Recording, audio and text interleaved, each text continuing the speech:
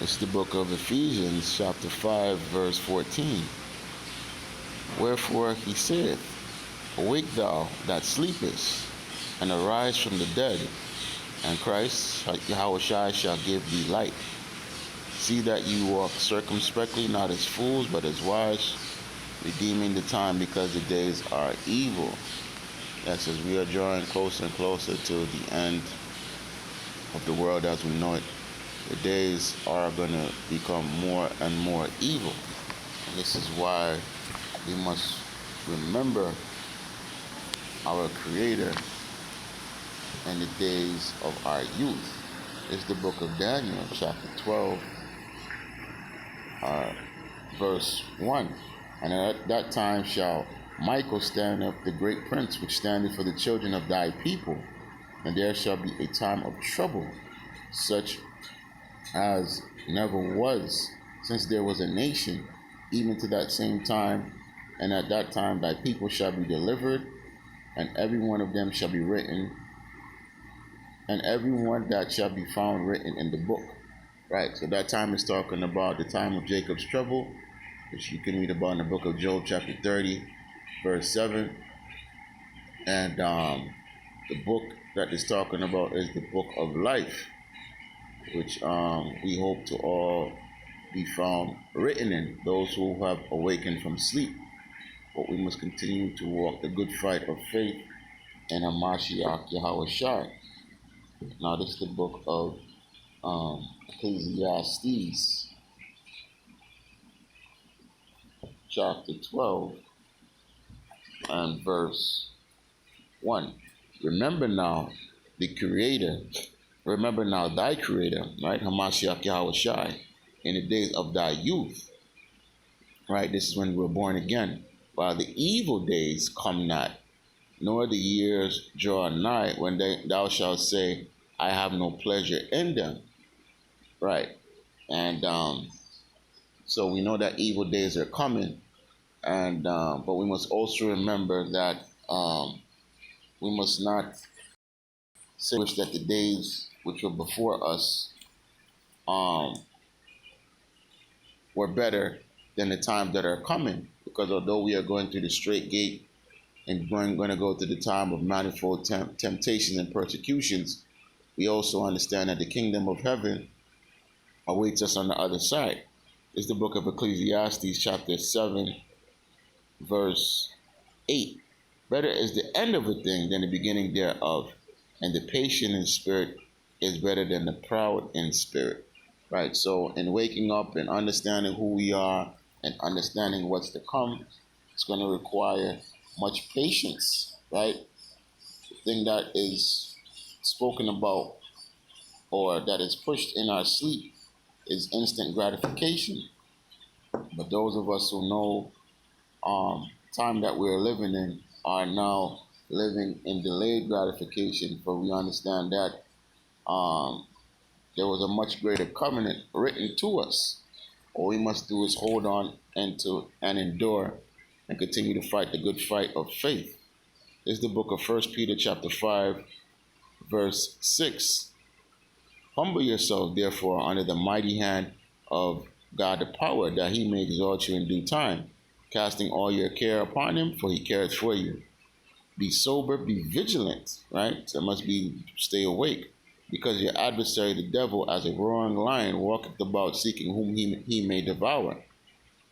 Whom resist steadfast in the faith, knowing that the same afflictions are accomplished in your brethren that are in the world.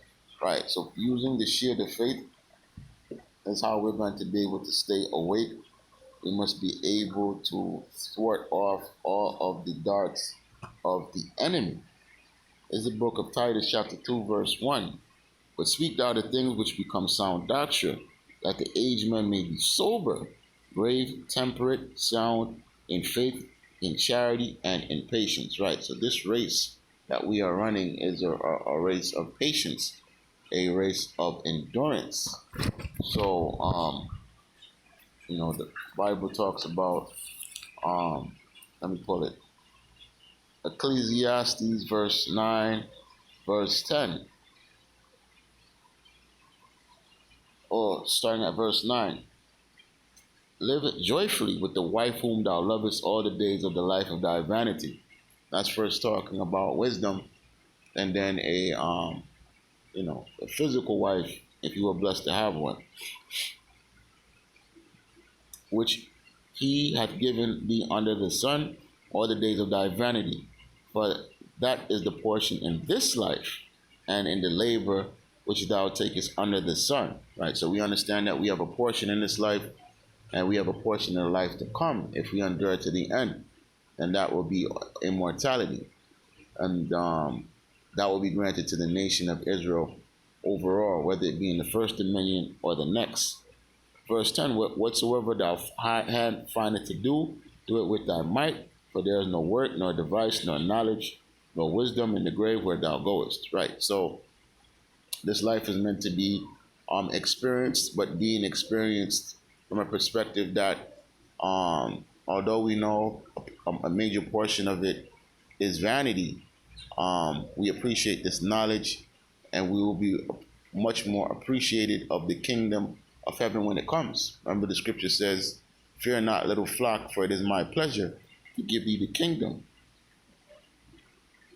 I returned and saw under the sun that the race is not to the swift, nor the battle to the strong, neither yet bread to the wise, nor yet riches to men of understanding, nor yet favor to men of skill, but time and chance happen to them all. Right.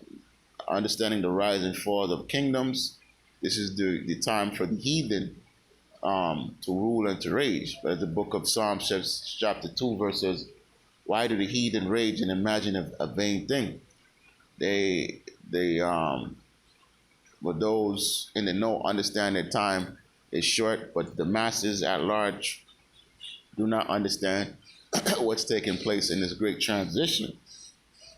Verse 12, for man also knoweth not his time, as the fishes that are taken in an evil net, and as the birds that are caught in the snare, so are the sons of men snared in the evil time when it shall fall suddenly upon them. Right, we hear about wars and rumors of wars. We hear about food shortages. We hear about inflation. We hear about the crash of the stock market, the crash of cryptocurrency, the crash of global markets. But a lot of men do not take this to heart. They think that this is just something that is easily fixed. But the constant printing and pumping of money and the writing of legislation will not solve these problems. So thanks be to Yahweh Ba'ashem Yahushai, who has woken up his hopeful elect, the ones that he has called, because there was a time period where he turned his back from us. This is the book of Hosea chapter 5, verse 15. I will go and return to my place till they acknowledge their offense and seek my face. In their affliction they will seek me early. All right, so for those of us who understand the condition of the battle and where we are, that we are behind enemy lines in the physical realm as in the world, as well as the spiritual realm, we cleave unto our power to lead us and to guide us, right, in all of our adversities. We are learning how to yield our sword, which is the sword of the Spirit, and how to fight this battle, not carnally, but spiritually. This is the book of Psalms chapter 12, verse 1. Help, Lord, for the godly man ceaseth, for the faithful fail from among the children of men. Right. Scripture says, who will rise up for me against the workers of iniquity? Who will rise up for me against the evildoers? So we thank the Lord for the spirit that is being raised upon the earth, and for faithful men who will stand in the face of adversity and not love their lives unto the death. Verse 2, they speak vanity, everyone with his neighbor, with flattering lips, and with a double heart do they speak. The Lord shall cut off all flattering lips and the tongue that speak proud things. Right, this is why we must stay in humility and doctrine, but also in our conduct. Right, for the word is not only in tongue but also in deed.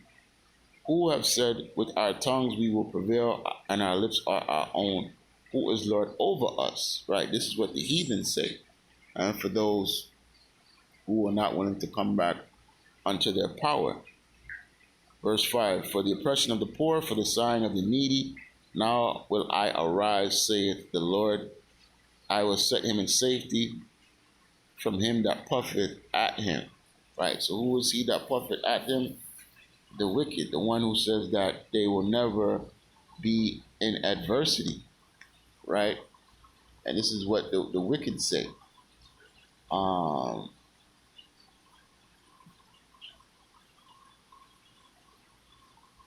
This is the book of Psalms,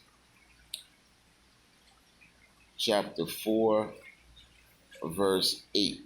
I will both lay me down in peace and sleep, for thou, Lord, only makest me dwell in safety. Right. So we thank the Lord, Yahweh Ba'ashem Yahushai, for the peace which passes all understanding.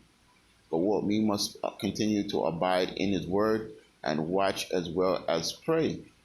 Let us not be as other Gentiles who are puffed up in the vanity of their own minds, but continue to be sober and continue to be vigilant. Continue to watch as well as pray, and watch the Lord do miraculous things, not only in the earth, but also in our lives. Remember, freely receive, freely give.